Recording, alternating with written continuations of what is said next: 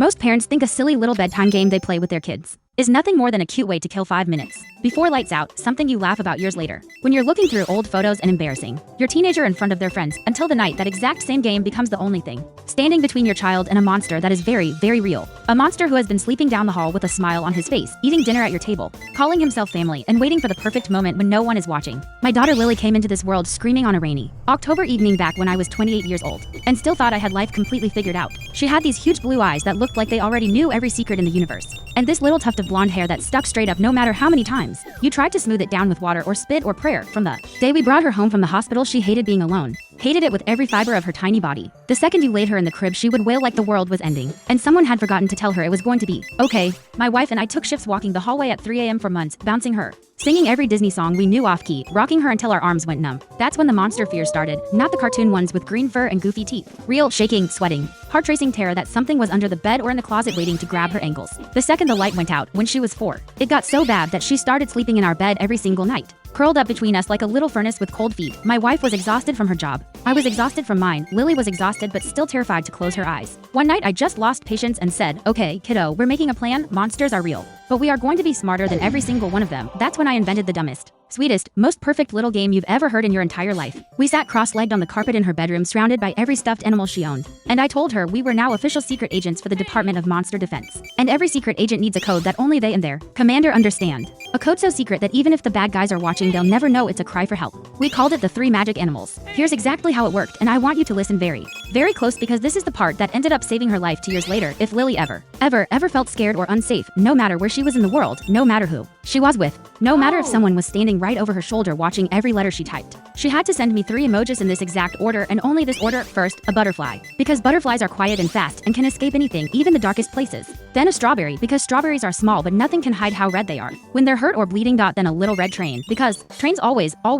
get you home no matter how far away you are or how lost you feel. That sequence by itself, nothing else, no words, no extra spaces, meant, "Daddy, I don't feel safe. Something is wrong. Come get me right now." But we added one more piece so nobody would ever suspect it was actually a distress signal. If everything was genuinely okay and she was just being silly or saying goodnight or wanting to show me something cute, she had to add a sunshine emoji at the very end. Sunshine meant everything is fine. I'm just saying I love you, or being goofy. No, sunshine meant drop everything, break every speed limit, kick down every door, call 911 on the way, and come get me immediately because I am in danger. We practiced it like it was the most important mission on planet Earth. I am not exaggerating even a little. We turned it into a whole production. I would hide in the pantry with the light off and she would have to text me the danger code from the living room couch. Then I would come bursting out wielding a swimming pool noodle like a sword, screaming, "Monster be gone," at the top of my lungs, and she would collapse into the best giggles you've ever heard. Or we'd be at the grocery store and she'd sneak her little pink tablet out of my wife's purse when she thought no one was looking and send, and I would spin her around in the cereal aisle and let her pick out the most sugary box on the shelf. Sometimes we'd be in the car and I'd say, "Agent Lily, emergency drill," and she would type it blindfolded with one thumb while pretending to watch Bluey on the iPad. We must have practiced it 500 times in those first 6 months,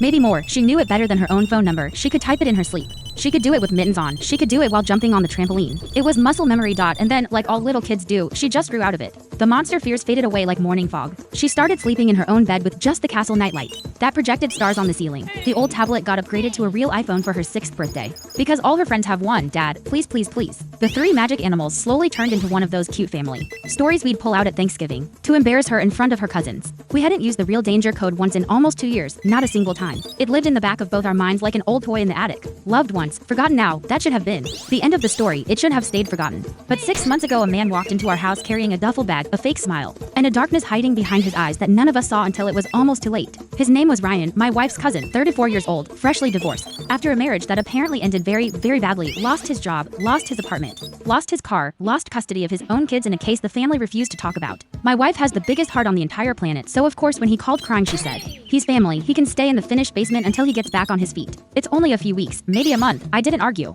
How do you argue with compassion? How do you look your wife in the eye and say no to family? Ryan was tall, 6'3", built like he had played college football and never quite stopped lifting. Always clean shaven, always smelled like that expensive cologne that costs more than my monthly car payment. He showed up with little presents for Lily every single day. The first week, glitter slime eggs that she went insane over. Those little animals that grow huge when you put them in water. A giant stuffed unicorn that was literally bigger than she was. He'd pick her up and spin her around the living room and she would squeal with pure delight. My wife thought he was the coolest uncle on earth. The neighbors thought he was charming. Even I thought he seemed okay at first, but I started noticing things almost immediately. Tiny things. Things I told myself weren't actually things because I didn't want to be the paranoid guy. Like how he would volunteer to read her bedtime stories and then close the bedroom door behind them even though we had a strict open door policy. Since the day she was born. How he started calling her my little princess in this low, syrupy voice that made the hair on the back of my neck stand straight up. How he'd linger in the hallway outside the bathroom when she was taking a bath just in case she needed more bubbles or a towel. How Lily suddenly stopped wanting to sit on my lap during movie nights and started climbing onto his instead like it was the most natural thing in the world. How she'd flinch when he ruffled her hair to get a leave out. How she started wearing long sleeves even though it was the middle of summer and 90 degrees outside. I brought it up to my wife exactly once, very carefully, very quietly after Lily was asleep. She looked at me like I had grown a second head and said, "He's family, he's going through absolute hell right now.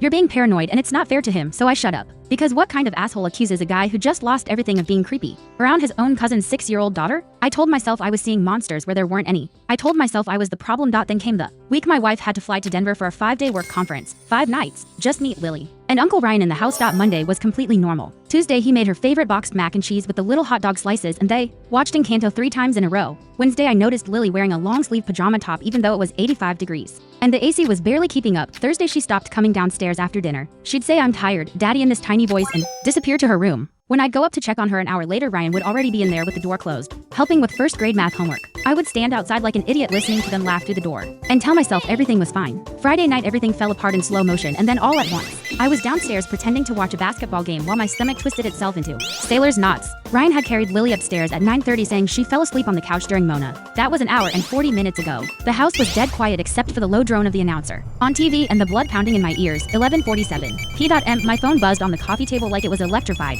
One new message from Lilybug. I opened it. There they were. Butterfly, strawberry, train. Exact order. No extra spaces. No words. No sunshine emoji at the end. I stared at it so long the screen went dark on its own. Then it lit up again with the exact same 3 emojis. Then a third time 2 minutes later. My heart actually stopped. I felt it skip beats like a scratched record. Because my 6-year-old daughter had not used the 3 magic animals in almost 2 years. And every single one was there, but the sunshine was missing. I called her phone straight to voicemail. Her little voice singing, "You've reached Lilybug. Leave a message," almost shattered me right there on the couch. I took the stairs 2 at a time. The hallway stretched like taffy. Her bedroom door was closed, light off. That never ever happens. Lily sleeps with every light in the house on because monsters hate light. Remember? I grabbed the handle, locked from the inside. From the inside, I didn't knock.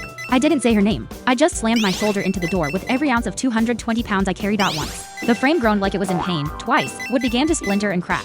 Third time the entire lock assembly ripped out of the wall and the door flew open. So hard it bounced off the drywall and left a knob-shaped hole. The room was almost completely dark except for the faint pink glow of her castle nightlight that projects stars on the ceiling. Blankets were twisted on the floor like someone had been thrashing in them for minutes. Her brand new iPhone was smashed in the corner, screen spiderwebbed into 1,000 pieces. And Ryan was standing at the foot of the bed holding Lily by one wrist so hard her little hand had gone pure white. She was in her favorite unicorn pajamas. Tears streaming down her face in silent rivers, lips trembling so hard she couldn't speak. The second she saw me she tried to run to me but he yanked her back against his chest like a human shield. He smiled that same empty smile he'd been using for weeks. "Hey buddy, calm down. She just had a nightmare. We're calming down." His right hand was behind his back. I saw the kitchen knife before he even moved. The big one. The one we used for cutting watermelon in the summer. The one I sharpened myself 2 weeks ago. Everything slowed down to individual frames like a movie. Lily whispered one word, barely air, just a broken breath. "Daddy," that was it. Something inside me snapped clean in half. I didn't feel human anymore. I felt like a bomb that had just been given permission to explode. I charged. He swung the knife in a wide horizontal arc aimed straight at my throat. I felt the blade slice across my left forearm, hot an instant, like someone poured molten metal on my skin. Blood sprayed across the pink carpet immediately. Didn't care.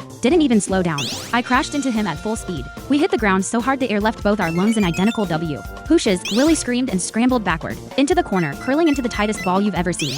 He was bigger than me, stronger. But I had 40 years of terror and rage and father love in every cell of my body. I grabbed his knife wrist with both hands and slammed it against the hardwood floor. Over and over and over until the knife finally spun away under the bed. He punched me in the face with his free hand, once, twice, 3 times. My lips split, blood poured into my mouth, hot and metallic. Didn't care. I headbutted him so hard I saw stars explode behind my eyes like the 4th of July. Then I wrapped both hands around his throat and squeezed with everything I had. Every ounce of strength, every ounce of hate, every ounce of fear for my little girl. His eyes bulged. He clawed at my forearms, raking bloody trails down my skin. He kicked, he bucked. Made these awful wet choking sounds that I hope I never hear again as long as I lived out. Lily was sobbing in the corner. "Stop, Daddy, stop, you're hurting him, please stop." I almost didn't hear the sirens. They were distant at first, then louder, then screaming up our quiet suburban street like banshees. Someone on the next block must have heard the door break. The screaming, the pure animal chaos, and called 911. Ryan felt me loosen for half a second when I registered the sound. He used it, bucked me off like a rodeo horse and scrambled for the knife again on his hands and knees. I dove after him, tackled him around the waist, drove him headfirst into her wooden dresser with every pound I had. The mirror shattered into 1,000 pieces, wood splintered entered, he went limp for a second, blood pouring from a gash above his eye like a faucet. I rolled over gasping for air and looked at Lily. She was curled into the tightest ball imaginable, arms over her head, rocking back and forth, whispering, "Make it stop, make it stop, make it stop, make it stop." I crawled to her on shredded knees through broken glass and blood, pulled her into my chest. She was shaking so violently her teeth were chattering like it was 20 below zero. "It's okay, baby, it's okay. The magic animals worked. Daddy's here, I'm here, I'm here." That's when the police kicked the door the rest of the way and dot for officers, guns drawn. Red dots dancing across the room like laser light shows, screaming hands where we can see them. "Get on the ground now." Ryan tried to stand up, hands up, crying like a child. "It's not what it looks like, she's lying. She wanted to play a game." He attacked me, they tackled him to the carpet, 300 pounds of cop on his back. Cuffs clicked, blood smeared everywhere like a horror movie. One female officer dropped to her knees next to us, voice soft as falling snow. "Sweetie, are you hurt? Can you tell me your name? It's okay, you're safe now." Lily just buried her face in my neck and whispered so quietly only I could hear. "He said he'd hurt you if I made noise. He said he'd cut you open if I screamed. He said no one would believe me anyway." I think that's when I started crying, not quiet tears. Full body sobs that hurt my ribs and made the stitches in my arm feel like fire. They took pictures of everything for hours, the knife with my blood still dripping from it. The perfect adult fingerprint bruises blooming purple on Lily's tiny wrist like evil bracelets. The cut on my arm that was pumping blood so fast the carpet looked like a crime scene from a movie. The smashed phone. The underwear with little hearts on them stuffed under the bed like trash. He didn't get to finish what he started, because 3 stupid little emojis stopped him cold. They took Ryan away in the back of a squad car. He was still screaming that we were lying, that Lily was confused, that I attacked him for no reason. Half the neighborhood was outside, in their robes and slippers filming on their phones like it was reality TV. Lily wouldn't let go of me the entire night, not in the ambulance, not at the hospital while they put 27 stitches in my arm and ran every test imaginable on her, not when the child advocate asked her questions in that soft room with the teddy bears and the two-way mirror. She just clung to my neck like I was the only real thing left in the entire world. Ryan is in state prison right now. The charges are a mile-long attempted sexual assault of a child under 10, aggravated assault with a deadly weapon, false imprisonment, child endangerment, destruction of property, terroristic threats. His public defender got him to take a plea to avoid a trial and the evidence being shown to a jury. 22 years, no parole eligibility for 15. He'll be almost 60 when he gets out if he survives that long inside. His mother called me exactly once. Left a 5-minute voicemail sobbing that her baby boy made a mistake and begging me to drop the charges because he's a good person who just had a bad night. I deleted it without responding and blocked every number that might be related to that family forever. Lily sleeps in my bed now. Has every single night for the last 6 months. Some nights she wakes up screaming, and it takes me 20 minutes to convince her the doors are locked and I'm right here. And the monsters can't get in. She flinches when anyone says the word princess. She won't let any man except me hug her, not even her grandpa. She sees a therapist twice a week and we're working through it one day at a time. But every single night without fail, she grabs her phone from under the pillow, opens our text thread and sends me the 3 magic animals and always adds the sunshine at the end. We taught the new version to her entire 1st grade class. The teacher cried when we explained why. We added 2 new emergency codes, one for strangers and one for fire. We made laminated cards. We practiced until every kid could do it in their sleep. And every single night before I turn off the light, I kiss the top of her head and whisper the same thing. "You saved yourself, Lilybug." Those magic animals weren't the heroes that night. You were. If you're still here, if you've listened to every single word of this hour-long story, please do one thing for me tonight. Sit down with your kids, your little cousins, your nieces, your nephews, your students, whoever you love more than life, and make your own innocent thing, a code word, 3 emojis, a fake shopping list, a song lyric, something that feels stupid and childish and pointless until the one night it isn't. Comment below the code you're teaching your family right now. I still read every single one. Some of you from my last video have already had to use yours, and the messages you send me are the reason I keep telling these stories even when it hurts to remember. Because the dumbest little games can become the strongest shields we never knew. We needed Dot and Lily, and I still use the 3 magic animals every single day. Butterfly, strawberry, train, sunshine, Dot, and every time I see that sunshine I can breathe again. Thank you for listening.